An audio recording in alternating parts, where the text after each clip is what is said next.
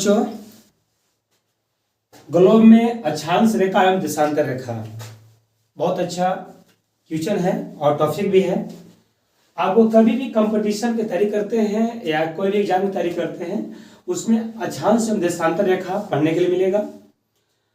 और उससे पहले हम लोग जानते हैं ग्लोब के बारे में कि ग्लोब है क्या। तो ग्लोब एक पृथ्वी का एक काल्पनिक नमूना है। आप ग्लोब देखे होंगे तो जो एक विश्व है, विश्व को एक मानचित्र के रूप में, एक ग्लोब के रूप में एक गोल बनाया गया और उस ग्लोब में पूरा अक्षांश रेखा, देशांतर रेखा और समय मानक को बताया गया। यानी कि ग्लोब जो है से पृथ्वी का काल्पनिक नमूना है, पृथ्वी नहीं हो, काल्पनिक नमूना उसका है। तो पृथ्वी जो नमूना बनाया गया पृथ्वी का, उसी पर अक्षांश रेखा और देशांतर रेखा खींचा गया है।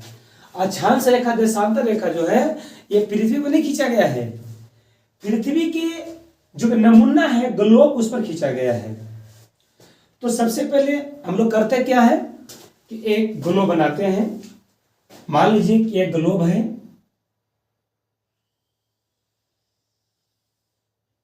गोल बनाइएगा, बिल्कुल गोल। अगर आपको कोई दिक्कत होगा तो प्रकाश की सहायता से बिल्कुल अब राउंड बना लीजिएगा, सर्कल बना लीजिएगा।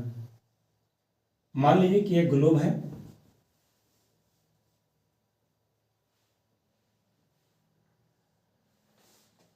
एक पृथ्वी का, मान लीजिए पृथ्वी का एक काल्पनिक नमूना है और पृथ्वी को जो हमारा ग्लोब है इसको दो भागों में एक रेखा बांटती है। उस रेखा को बोला जाता है विषुवत रेखा। विषुवत रेखा या भूमध्य रेखा। मान लीजिए ये ग्लोब है और ग्लोब के बीचों बीच 0 डिग्री पर, याद रखिएगा ये मान लीजिए कि 0 डिग्री है। मान लीजिए ये जो है रेखा जो है 0 डिग्री पर है। 0 डिग्री पर जो रेखा खींचा गया है उसका नाम है विषुवत रेखा या भूमध्य रेखा। यही रेखा जो है से पृथ्वी को दो भागों में बांटती है, यानी ग्लोब को दो भागों में बांटती है। जो ऊपर वाला भाग आपको दिखाई दे रहा है, विषुवत रेखा का ऊपर वाला जो भाग है इसको बोला जाता है उत्तरी गोलार्ध।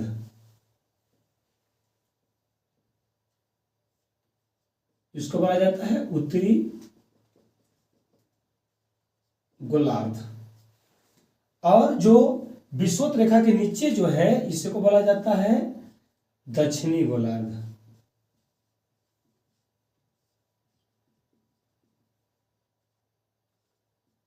दक्षिणी गोलार्ध यानी कि एक ग्लोब को दो भागों में बांटी विषुवत रेखा है या भूमध्य रेखा है। यह पृथ्वी को यानी कि ग्लोब को दो भागों में बांट दिया। उत्तर भाग जो है उत्तरी गोलार्ध, नीचे भाग को दक्षिणी गोलार्ध।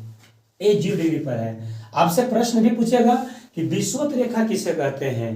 तो पृथ्वी को दो भागों में बांटने वाली रेखा को विषुवत रेखा कहते हैं या भूमध्य रेखा कहते हैं। तो कितने डिग्री पर होता है विषुवत रेखा? तो 0 डिग्री पर होता है। अब हमको पढ़ना था अक्षांश रेखा। पहले पढ़ते हैं कि अक्षांश रेखा किसे कहते हैं।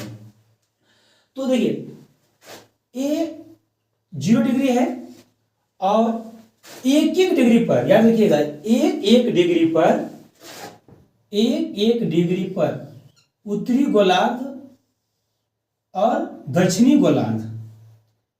ये उत्तरी गोलार्ध है, एक डिग्री पर, याद रखिएगा, एक डिग्री पर खींचा जाता है और यहाँ पे 90 डिग्री होता है।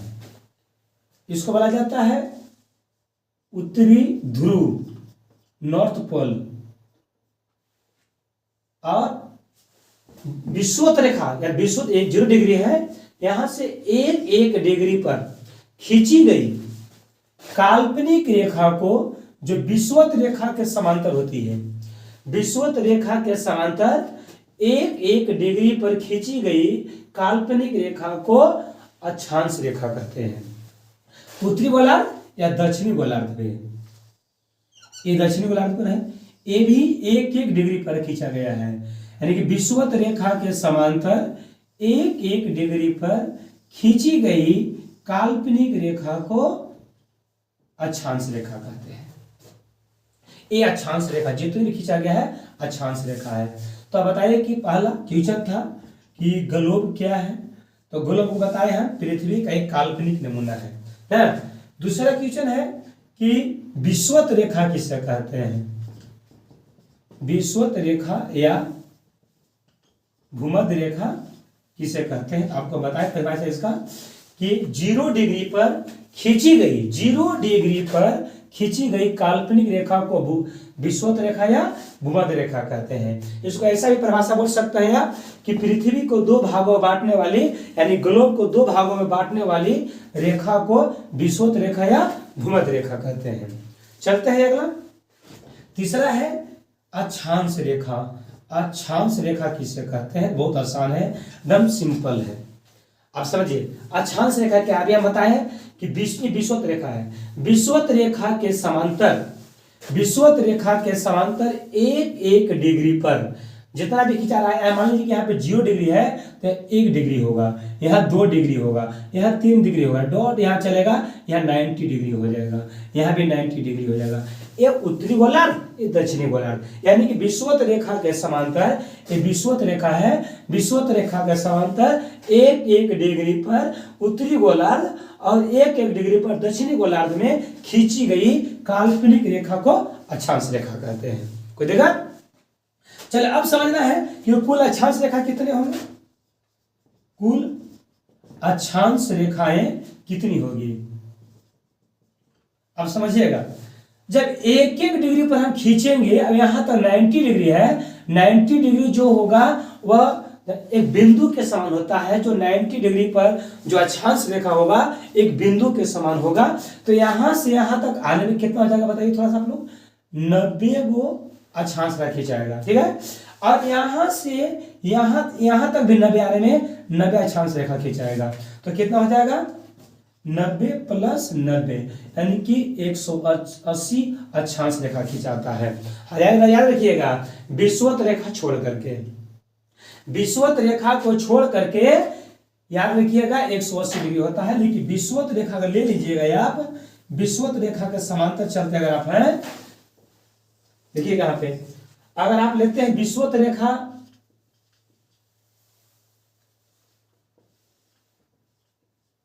विषुवत रेखा सहित अक्षांश रेखा कितना हो जाएगा देख लीजिए। तो 180 तो यानी कि यहां से यहां तक 90 हुआ, अब यहां से 90 हो गया, एक अक्षांश रेखा यानी कि 180 प्लस 1 देखिएगा, ये जो है विषुवत रेखा एक है, तो कितना हो जाएगा 181 अक्षांश रेखा। लेकिन विषुवत रेखा छोड़ कितना होते हैं 180 होते हैं। अब प्रश्न नहीं पूछता है कि 0 डिग्री से जैसे जैसे ध्रुव की ओर बढ़ेगा तो अक्षांश रेखा की लंबाई घटता है कि बढ़ता है। आप थोड़ा सा देखिए चित्र को, ये विषुवत रेखा है, जैसे जैसे यहां से बढ़ रहा है अक्षांश रेखा घट रहा है। यहां से जैसे जैसे ध्रुव है, ध्रुव की ओर जा रहा है तो अक्षांश रेखा की लंबाई जो है से घट रहा है। कैसे से, यहाँ पे विषुवत रेखा है, यहाँ पे देखिए अक्षांश रेखा है, ये भी अक्षांश रेखा है, ये भी अक्षांश है, ये भी अक्षांश है, लेकिन धीरे धीरे कमते जा रहा है।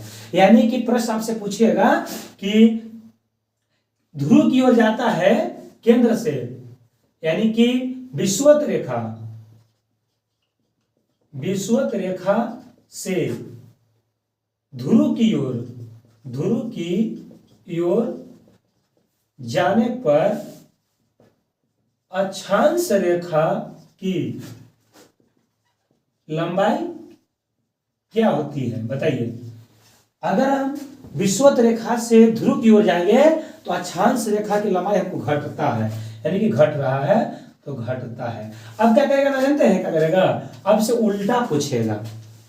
कैसे पूछेगा, उल्टा पूछेगा। अब कहेगा ना कि ध्रुव से, अब यहां से पूछेगा ध्रुव से विषुवत रेखा के निकट आते हैं तो अक्षांश रेखा लंबाई बढ़ता है कि घटता है बताइए। हम लोग यहां से चले तो घट रहा है, अब यहां से पूछ रहा है ध्रुव से चले तो जो लंबाई सब बढ़ रहा है।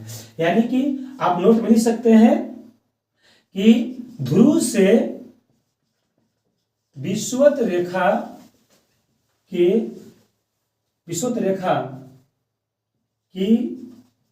ओर आने पर अक्षांश रेखा की लंबाई क्या होता है?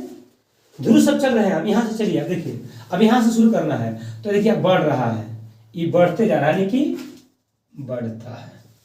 आपको ये भी प्रश्न पूछेगा कि सबसे बड़ा विषुवत रेखा कौन होता है, सॉरी सबसे बड़ा अक्षांश रेखा कौन होता है? जो सबसे बड़ा अक्षांश रेखा 181 गो अक्षांश रेखा है, उसमें सबसे बड़ा कौन होता है? तो सबसे बड़ा, देखिएगा, सबसे बड़ा अक्षांश रेखा जो होता है वो होता है विषुवत रेखा, विषुवत रेखा या भूमध्य रेखा, ये सबसे बड़ी होता है विषुवत रेखा। अब अगला पॉइंट आपको पूछेगा कि दो अक्षांश रेखा है, उसकी लंबाई, बीच की दूरी कितनी होती है? मान लीजिए कि यहाँ पे 0 डिग्री है और 1 डिग्री यहाँ पे है, तो ये दोनों के बीच में जो दूरी होगा वो कितना दूरी होगा? ये जो आपको ये दूरी है, वो दो अक्षांश के बीच दूरी कितना होता है? दो अक्षांश रेखा के बीच की दूरी कितना होगा? यानी कि 0 डिग्री है, 1 डिग्री पर हमको आना होगा, तो कितना दूरी तय करेंगे हम? तो लगभग होता है 111.3 किलोमीटर, लगभग 111 बोल सकते हैं, कहीं 111 मिलेगा आपको, लेकिन 111.3 किलोमीटर लगभग इसकी दो अक्षांश रेखाओं के बीच की दूरी होती है। अब देखिए, ये तो हम लोग पढ़ लिए अक्षांश रेखा के बारे में, लेकिन ग्लोब पर क्या किया गया है कि कुछ बहुत महत्वपूर्ण जो अक्षांश रेखाएं हैं उनको दर्शाया गया है। सभी को नहीं दर्शाया गया है नाम से, लेकिन कुछ अक्षांश रेखाएं हैं जिनको नाम से दर्शाया गया है। इसको हम अगले वीडियो में बताएंगे। आप